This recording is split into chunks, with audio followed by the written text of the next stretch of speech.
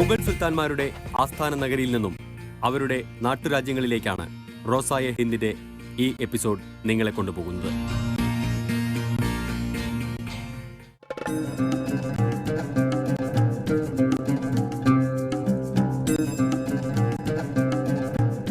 മുഗൾ കാലഘട്ടത്തിന്റെ പ്രതാപകാലത്ത് ബർമ്മ മുതൽ കാബൂൾ വരെ പരന്നുകിടന്ന മഹാസാമ്രാജ്യമായിരുന്നു ഹിന്ദുസ്ഥാൻ.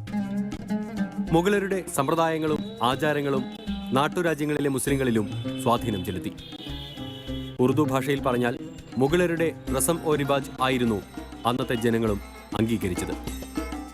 ഡൽഹി സുൽത്താനത്തിന്റെ കീഴിൽ വന്ന പ്രധാന മുസ്ലിം നഗരങ്ങളായിരുന്നു മീററ്റ്, മുറാദാബാദ്, ദയ്യൂബന്ദ്, സഹാരൻപൂർ, ബിജ്നൌർ, ആഗ്ര, കാൺപൂർ, രാംപൂർ, ബദായൂൻ, ബറേലി, ലക്നൌ മുതലായവ. ഇവയിൽ മിക്കയിടത്തെയും റംസാൻ രീതികൾ ഒന്നുതന്നെയാണ്.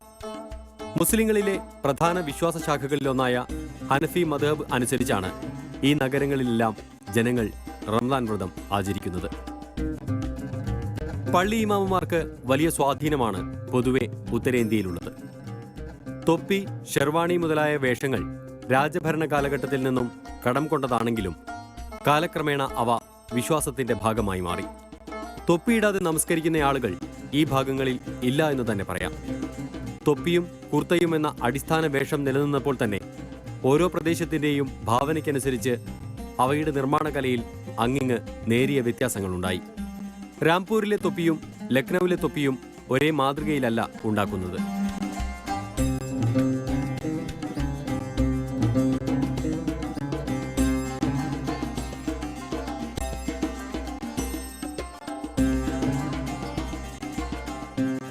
നമ്മുടെ യാത്ര ഡൽഹിയിൽ നിന്ന് പുറപ്പെട്ട് ഇപ്പോൾ ഉത്തർപ്രദേശിലെ വളരെ പ്രധാനപ്പെട്ട ഒരു മുസ്ലിം നഗരമായ റാംപൂരിലെത്തിയിരിക്കുന്നു.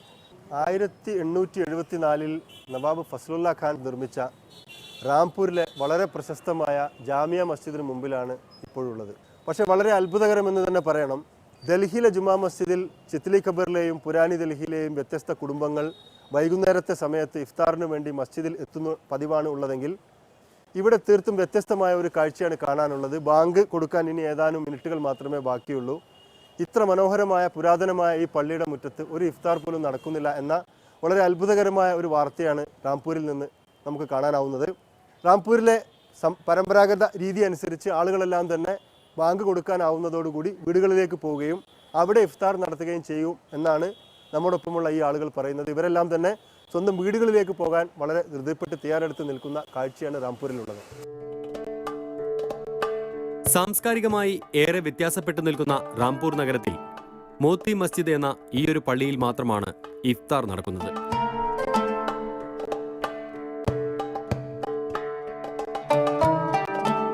ജാമിയ മസ്ജിദ് നിർമ്മിക്കുന്നതിന് മുൻപേ മോത്തി മസ്ജിദ് ആയിരുന്നു റാംപൂരിലെ പ്രധാന ആരാധനാലയം.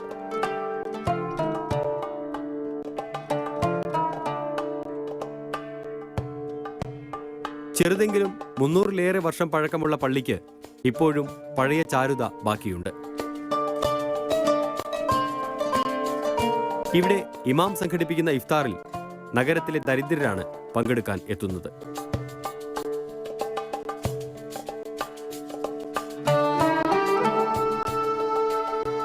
അവർക്ക് നോമ്പ് തുറക്കാനായി ഗോതമ്പ് റൊട്ടിയും ദാൽഗോസ്തുമാണ് വിഭവം.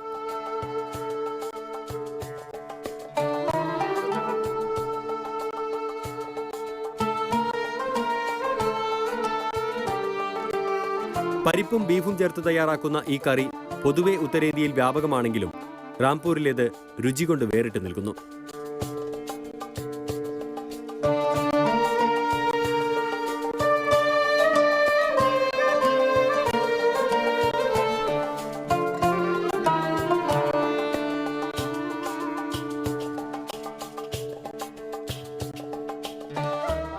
तरावी को कबूल फरमा, हमारे कुरान अज़ीम पढ़ने को कबूल फरमा।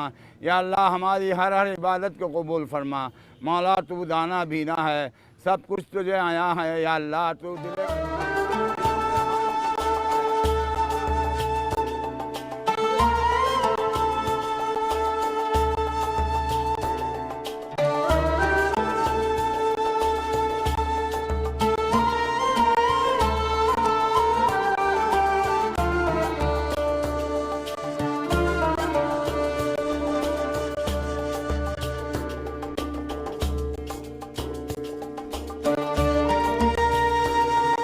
നഗരത്തിലെ പ്രമാണിമാർ ഇഫ്താറിനായി പള്ളിയിലേക്ക് എത്തുന്ന പതിവ് ഇല്ല എന്ന് മാത്രമല്ല, ഇതിനായി പണം കണ്ടെത്തുന്നതും സ്വന്തം വഴികളിലൂടെയാണെന്നാണ് ഇമാം പറയുന്നത്.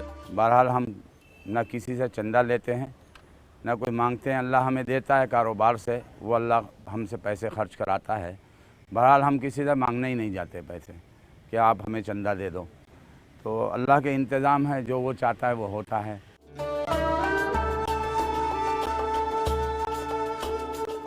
വിശുദ്ധ ഖുർആൻ 5 ദിവസം കൊണ്ടാണ് ഇവിടെ ഓതി തീർക്കുന്നത്.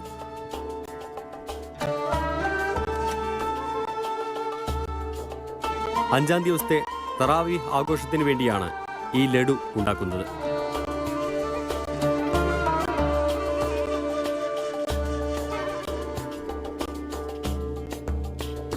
അതോടെ മോത്തി മസ്ജിദിലെ തറാവീഹ് നമസ്കാരം അവസാനിക്കും. यहाँ तकरीबन 500 मस्जिदें हैं. हर मस्जिद में कुरान अजीम तरावी में पढ़ा जाता है.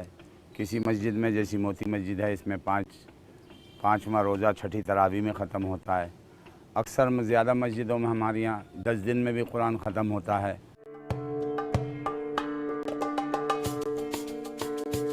വ്രതം 30 ദിവസവും പൂർണ്ണമായും എടുക്കുമെങ്കിലും അഞ്ചാമത്തെ രാവ് കഴിഞ്ഞാൽ ആളുകൾ രാത്രിയിലെ റമദാൻ ബിസിനസ്സിലേക്കാണ് കൂടുതൽ ശ്രദ്ധ പതിപ്പിക്കുക. പെരുന്നാളിന്റെ തുണിക്കച്ചവടമാണ് കൂടുതൽ. മറ്റ് ഉത്തരേന്ത്യൻ നഗരങ്ങളെപ്പോലെ ബിസിനസ് എന്ന് പറയാൻ റാംപൂരിന് എടുത്തു പറയാവുന്നവ ഒന്നുമില്ല. ഡൽഹിയെ അപേക്ഷിച്ച് റാംപൂരിൽ റംലാന്റെ സജീവത ഇല്ല എന്ന് തന്നെ പറയാം. ബാങ്ക് വിളിക്കുന്നതോടെ തെരുവുകൾ ശൂന്യമാകുന്നു. साहब दिल्ली बड़ी शहर है कि हालांकि अफ्तारी हर जगह होती है, बाहर शहरों देखा लोग बताते भी हैं, लेकिन यहाँ ऐसा नहीं होता है. यहाँ ऐसा नहीं है, लोग आता नहीं. ना क्या करेंगे लोग? बस नमाज पढ़ने आते हैं लोग, नमाज पढ़ के चले जाते इफ्तारी के लिए क्या करेंगे? हैं. इफ्तारी के लिए कोई होते नहीं लोग यहाँ पर. जो वर्कर होते हैं ना, जो वर्कर होते हैं यहाँ वो इफ्तार करते हैं बस. जो सफाई कर्मचारी हैं यहाँ पर वो करते हैं. സമ്പന്നമായ ഭൂതകാല ചരിത്രമാണ് റാംപൂരിനുള്ളത്. നവാബ് ഭരണത്തിന്റെ ബാക്കി പത്രമാണ് റാംപൂർ നഗരം.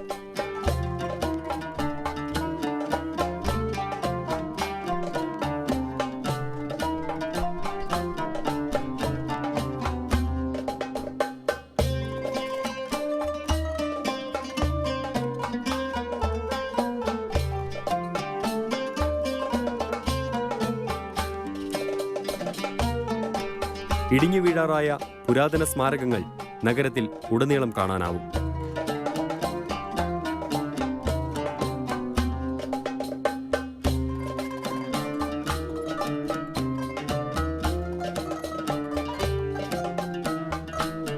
നവാബ് റസാഖാൻ ആണ് ആധുനിക റാംപൂരിന്റെ ശില്പി.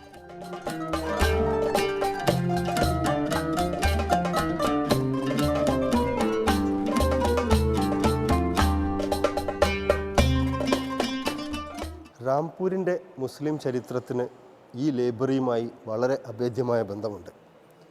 നവാബുമാരുടെ കാലത്ത് ഈ ലൈബ്രറി ഈ മേഖലയിലെ ഇസ്ലാമിക സംസ്കാരത്തിൻ്റെയും അതോടൊപ്പം തന്നെ ഇസ്ലാമിക സാഹിത്യങ്ങളുടെയും ഒരു വലിയ സംരക്ഷണ കേന്ദ്രമായി വളർന്നു വരികയുണ്ടായി. ഈ മേഖലയിൽ ഏറ്റവും അധികം സംഭാവനകൾ നൽകിയ ഭരണാധികാരിയായിരുന്നു നവാബ് റസ അലി ഖാൻ. അദ്ദേഹത്തിൻ്റെ കാലത്ത് ഇന്ത്യക്കകത്തു നിന്നും പുറത്തുനിന്നുമായി ശേഖരിച്ച ഒട്ടധികം ശില്പങ്ങളും ചിത്രങ്ങളും പുരാവസ്തുക്കളും അതോടൊപ്പം തന്നെ കയ്യെഴുത്തു പ്രതികളും എല്ലാം തന്നെ ഈ ലൈബ്രറിയിൽ ഇപ്പോഴും സൂക്ഷിച്ചിട്ടുണ്ട്. മാത്രവുമല്ല, ഇവിടെ എല്ലാ വർഷവും ഇതിൻ്റെ ഒരു എക്സിബിഷനും സംഘടിപ്പിക്കുന്നുണ്ട്.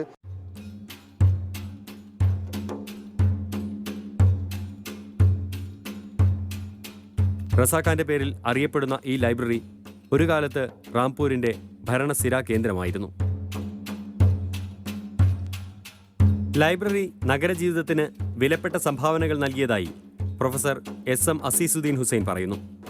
Basically, the Nawabs of Rampur, they also gave full patronage to the scholars of Delhi and Lucknow, and they have taken the patronage of the Nawabs of Rampur.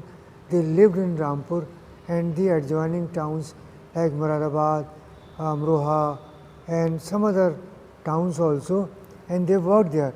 So we find the emergence of a culture, the culture which emerged during this region of the rural region is basically the contribution of the Nawabs of Rampur. For example, one of the Nawab of Rampur were the people of one of the famous Persian Urdu poet Mirza Ghalib. So in that way we find Rampur enjoys an important position.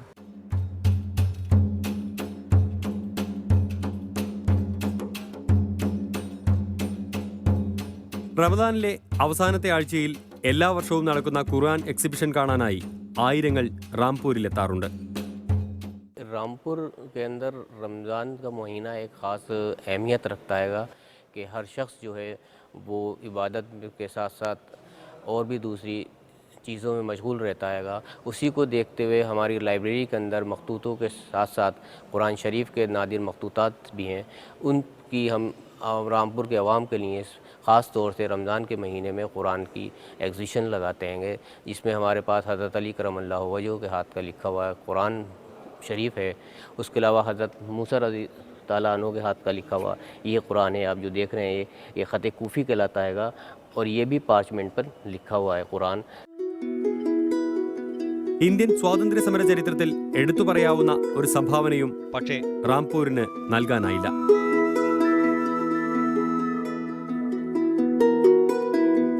നവാബുമാർ British ഭരണത്തെ അനുകൂലിച്ചവരായിരുന്നു. ആശ്രിത വത്സലരായിരുന്നതുകൊണ്ടാണ് ബ്രിട്ടീഷുകാർ നവാബുമാരെ കൊള്ളയടിക്കാതിരുന്നതും. അല്ലായിരുന്നെങ്കിൽ ഈ ലൈബ്രറിയിലെ മിക്ക പുരാവസ്തുക്കളും അവർ നാടുകടത്തിയേനെ. London library കഴിഞ്ഞാൽ ഏറ്റവും അധികം കൈയെഴുത്തു പ്രതികൾ ഇവിടെയാണുള്ളത്. ഷാജഹാന്റെയും ഔറംഗസേബിന്റെയും കൈപ്പടകളാണ് ഇത്. രാജകുമാരി ജഹനാരയും ഇതിൽ ഒപ്പുവെച്ചിട്ടുണ്ട്. रफीक गर्दद हर रहू जहां आरा मुरीद हजरत शेख मोइनुद्दीन चिश्ती कद्दसा सिर रहू.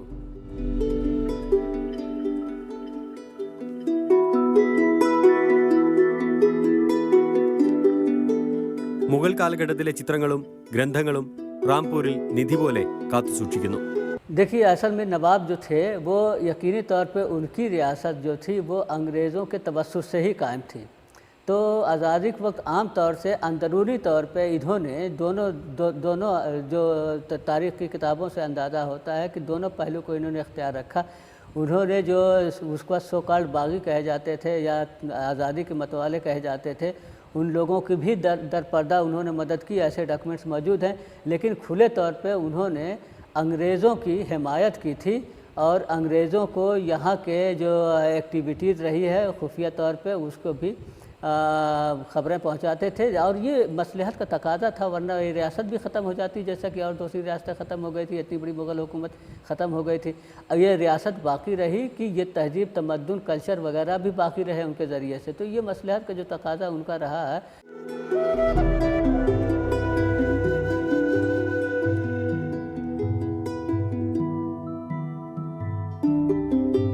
ബ്രിട്ടീഷ് ഭരണകൂടത്തിൻ്റെ ആശ്രിത വത്സരരായിരുന്ന നവാബുമാർ പിൽക്കാലത്ത് രാഷ്ട്രീയത്തിൽ പ്രവേശിക്കുകയും അവരിൽ പലരും ഇന്ന് പാർലമെൻറ്റിലേക്കും മറ്റും മത്സരിക്കുകയും ചെയ്തപ്പോൾ അവരെ എതിരിടുന്നതിനു വേണ്ടി സ്വാതന്ത്ര്യ സമര കാലഘട്ടത്തിലെ മുസ്ലിം ഹീറോകളെ രംഗത്തിറക്കുകയും അവരുടെ പേരും അവരുടെ ചരിത്രവും റാംപൂരിൻ്റെ പ്രധാനപ്പെട്ട എല്ലാ കേന്ദ്രങ്ങൾക്കും നൽകുകയും ചെയ്യുന്ന ഒരു പ്രതിപക്ഷ രാഷ്ട്രീയവും റാംപൂരിൽ ഉയർന്നു വന്നിട്ടുണ്ട്.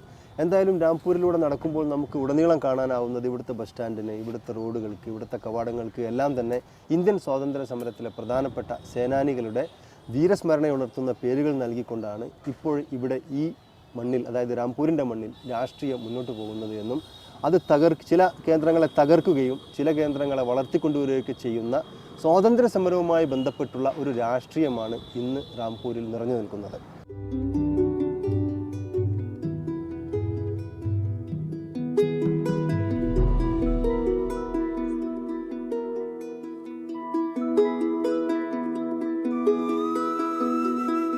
ഉത്തർപ്രദേശിലെ റാംപൂരിൽ നിന്ന് നാം ഇപ്പോൾ എത്തിയിരിക്കുന്നത് ബറേലിയിലാണ്. പരമ്പരാഗത മുസ്ലിങ്ങളുടെ ഏറ്റവും പ്രധാനപ്പെട്ട ഒരു സന്ദർശന കേന്ദ്രം കൂടിയായ ബറേലി ഖബറുകളുടെയും ജാറങ്ങളുടെയും ദിവ്യന്മാരുടെയും ഒരു ആസ്ഥാന കേന്ദ്രം കൂടിയാണ്. ഇവിടെ റമദാൻ മാസം എത്തുമ്പോൾ ഖബറുകൾ എല്ലാം തന്നെ ചായം പൂശി അലങ്കരിക്കുകയും ആ പരിസരം വൃത്തിയാക്കുകയും ചെയ്യുന്ന പതിവാണ് ഈ പ്രദേശത്തുള്ളത്. വളരെ ശ്രദ്ധേയമായ ഒരു കാര്യം, സുന്നി മുസ്ലിങ്ങളും ദയൂബന്ദി മുസ്ലിങ്ങളും എന്ന് പൊതുവെ അറിയപ്പെടുന്ന രണ്ട് വ്യത്യസ്ത ചിന്താഗതിക്കാർക്കിടയിൽ ഏറ്റവും കടുത്ത സൈദ്ധാന്തിക നിലപാടുകൾ വെച്ച് പുലർത്തുന്ന ഒരു വിഭാഗമാണ് ബറേലിയിലെ മുസ്ലിങ്ങൾ. ഇവിടെ പ്രധാനമായും 2 ദർഗകളാണ് ഉള്ളത്. ഈ ദർഗകളെ ചുറ്റിപ്പറ്റിയുള്ള ആത്മീയ വ്യാപാരമാണ് ഒരുപക്ഷെ ബറേലിയെ കൂടുതൽ ഇന്ത്യയിലുടനീളം പ്രശസ്തമാക്കുന്നത്.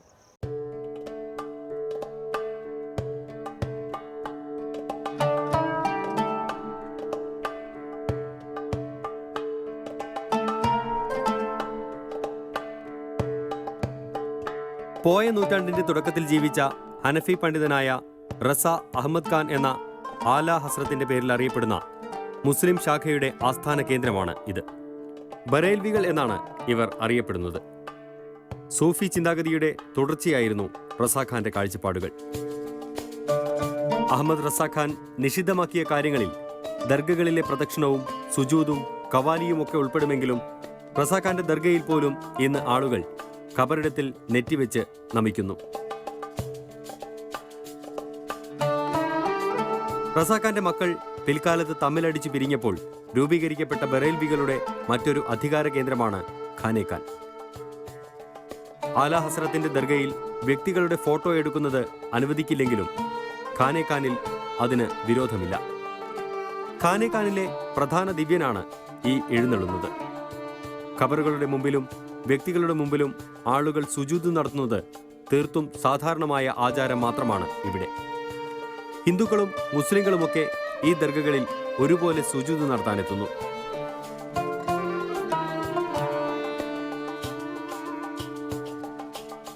ഹിന്ദുമത വിശ്വാസികളായ കാഞ്ചനും ബിടെക് വിദ്യാർത്ഥിയായ മകൻ അഭിജിത്തും എത്തിയിരിക്കുന്നത് പാമ്പുവിഷമിറങ്ങിയതിന്റെ ഉപകാരസ്മരണയുമായാണ്. റാംപൂരിനെ പോലെ ബറേലിയിലും വീടുകളിലാണ് കൂടുതലും ഇഫ്താറുകൾ ആഘോഷിക്കപ്പെടുന്നത്. ആല ഹസ്രത്തിന്റെ ദർഗയിൽ ഇങ്ങനെയൊരു ചടങ്ങേയില്ല. എന്നാൽ ഖാനേഖാനിൽ അതുണ്ട്. ഇവിടുത്തെ ഇഫ്താറിൽ പങ്കുകൊള്ളാനായി ഹിന്ദുക്കളും മുസ്ലിങ്ങളും ധാരാളമായി എത്തുന്നു. പൊതുജനത്തോടൊപ്പം നോമ്പു തുറക്കുന്നതിലും നമസ്കരിക്കുന്നതിലും പ്രധാന ദിവ്യന്മാർ വലിയ താല്പര്യം കാണിക്കുന്നില്ല.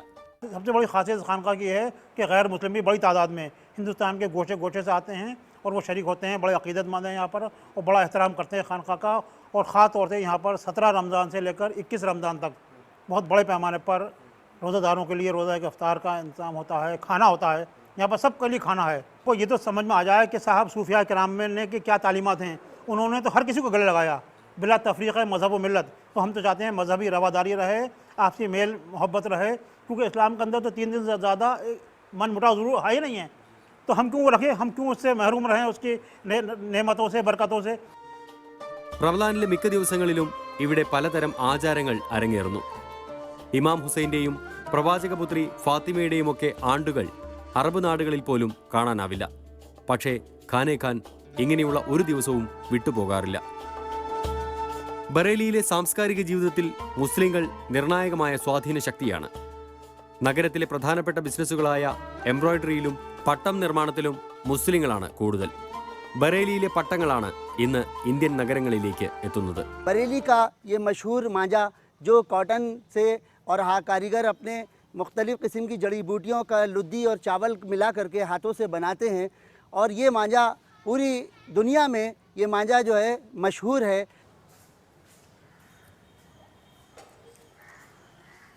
ലക്നൌവിലെ ഷിയ മുസ്ലിങ്ങളുടെ സുപ്രധാന ആരാധനാ കേന്ദ്രങ്ങളിലൊന്നായ കാസിമേനിലാണ് നാം ഇപ്പോഴുള്ളത്.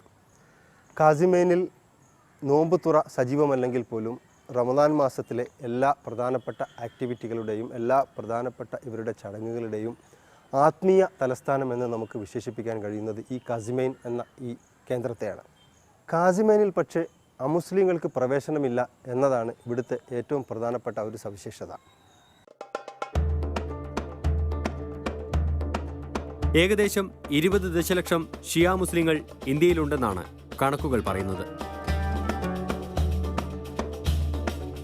ലക്നൗ നഗരത്തിന്റെ പൗരാണികതയുടെ തിരിശേഷിപ്പുകളായി ബാക്കിയുള്ള മിക്ക കെട്ടിടങ്ങളും ഷിയ സംസ്കാരവുമായി ബന്ധപ്പെട്ടവയാണ്.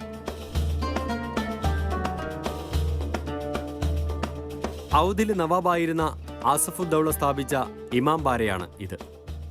ഷിയാക്കളുടെ പ്രധാന ആഘോഷങ്ങൾ നടക്കുന്നത് ഇമാം ബാരയിലാണ്. മുഹറത്തിന്റെ താസിയ ദുഃഖാചരണ യാത്രകൾ സമാപിക്കുക ഇവിടെയാണ്. ബഡ ഇമാം ബാര എന്ന് വിളിക്കുന്ന ഈ മന്ദിരത്തിന് അസഫി ഇമാം ബാര എന്നും പേരുണ്ട്.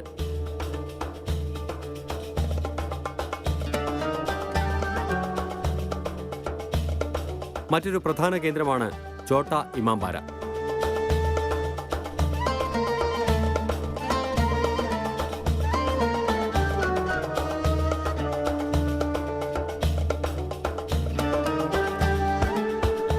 ഖാസമൈൻ മറ്റൊരു ചരിത്ര സ്മാരകമാണ്.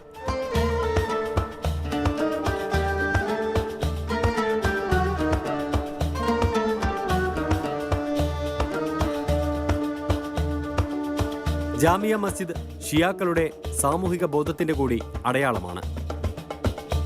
20 വർഷം മുൻപ് വരെ തകർന്നടിഞ്ഞു കിടന്ന ഈ പള്ളി സമുദായത്തിലെ അംഗങ്ങൾ കോടിക്കണക്കിന് രൂപ പിരിച്ചുണ്ടാക്കിയാണ് ഉപയോഗയോഗ്യമാക്കിയത്. സുന്നി മുസ്ലിങ്ങളിൽ നിന്നും ഒന്നിനൊന്ന് വ്യത്യസ്തമാണ് ഷിയാക്കളുടെ എല്ലാ ആചാരങ്ങളും വിശ്വാസ സങ്കല്പങ്ങളും. പള്ളിക്കകത്ത് അമുസ്ലിങ്ങൾ കയറരുതെന്ന് ഇവർ വിശ്വസിക്കുന്നു. നമസ്കാരവും ബാങ്കുമൊക്കെ വ്യത്യസ്തമാണ്.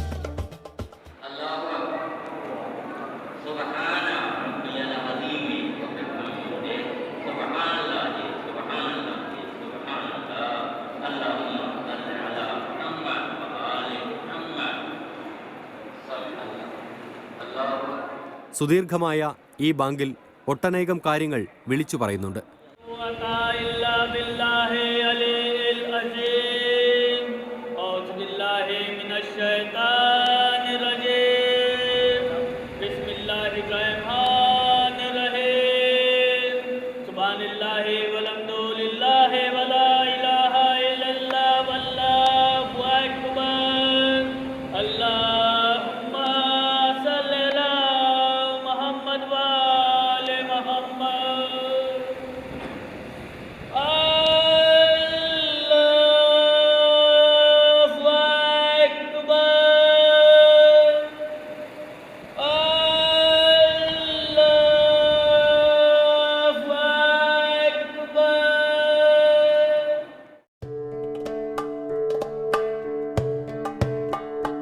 നമസ്കാരത്തിൽ ഇവർ കൈകെട്ടാറില്ല. ഉത്തരേന്ത്യയിലെ സുന്നി മുസ്ലിങ്ങളെ പോലെ തൊപ്പി ധരിക്കുന്ന കാര്യത്തിലും ഇവർക്ക് പിടിവാശിയില്ല. കാക്കെ ഷിഫ എന്ന കല്ലിന് മുന്നിൽ വെച്ചാണ് ഇവർ സുജൂദ് ചെയ്യുന്നത്. കർബല യുദ്ധഭൂമിയിൽ രക്തം തളം കെട്ടി നിന്നപ്പോൾ ഇമാം ഹുസൈന്റെ പടയാളികൾ നിലത്ത് കല്ല് വെച്ച് നമസ്കരിച്ചു എന്ന് പറയുന്ന ചരിത്രത്തെ ഷിയാക്കൾ പുനരാവിഷ്കരിക്കുകയാണ് കാക്കെ ഷിഫയിലൂടെ. ഇമാം അലിയുടെ കുതിരയാണ് ഇതെന്നാണ് വിശ്വാസം. ദുൽദുൽ എന്ന പഴയ അതേ പേരിൽ അറിയപ്പെടുന്ന ഈ കുതിരയെ കാണുന്നത് തന്നെ ഷിയാക്കൾ പുണ്യകാര്യമായിട്ടാണ് കണക്കാക്കുന്നത്. സ്ത്രീകളും കുട്ടികളും കുതിരയെ തൊട്ടുതലോടുകയും ചുംബിക്കുകയും ചെയ്യുന്നു. പ്രധാനപ്പെട്ട 1-2 ഇമാം ബാരകളിലെ ദുൽദുലിനെ വളർത്തുന്നുള്ളൂ. താസിയ എഴുന്നള്ളത്തിന് വേണ്ടി കൊണ്ടുപോകും എന്നല്ലാതെ ആരും ഇതിന്റെ പുറത്ത് യാത്ര ചെയ്യാറില്ല. जुलजना के उन्वान से इसको जाना जाता है। इसकी ख़ास इफ़ादियत ये है कि जब मुहर्रम में जुलूस उठते हैं तो इसमें वो शामिल रहता है। बग़ैर जुलजना की शमूलियत के जुलूस का तस्वुर नहीं किया जा सकता।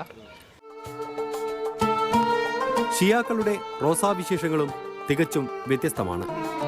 ബാങ്ക് കൊടുത്തതിന് ശേഷം മഗ്രിബും അതോടൊപ്പം ഇശായും നമസ്കരിച്ചതിന് ശേഷമാണ് ഇവർ നോമ്പ് തുറക്കുന്നത്.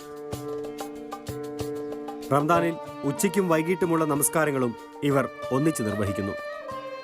7:04 ബാങ്ക് കൊടുത്തിട്ടും ജാമിയ മസ്ജിദിൽ നോമ്പ് തുറന്നത് 7:40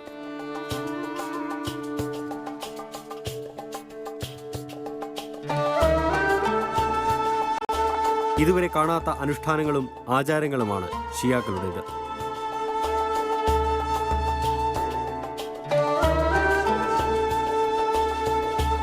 റമദാനിൽ ലോകത്തെല്ലായിടത്തെയും മുസ്ലിങ്ങൾ തറാവീഹ് നമസ്കരിക്കുമ്പോൾ ഷിയാക്കൾക്ക് അങ്ങനെയൊരു പതിവേയില്ല.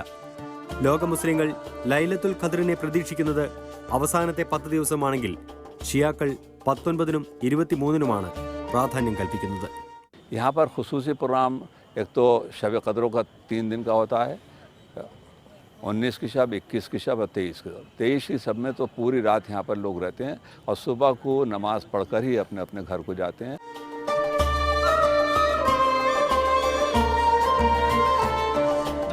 നദ്വത്തുൽ ഉലമ എന്ന സുപ്രധാന മതപാഠശാല സ്ഥിതി ചെയ്യുന്ന ലക്നൗ സുന്നി മുസ്ലിങ്ങളുടെ പ്രധാന സാംസ്കാരിക കേന്ദ്രങ്ങളിൽ ഒന്നാണ്.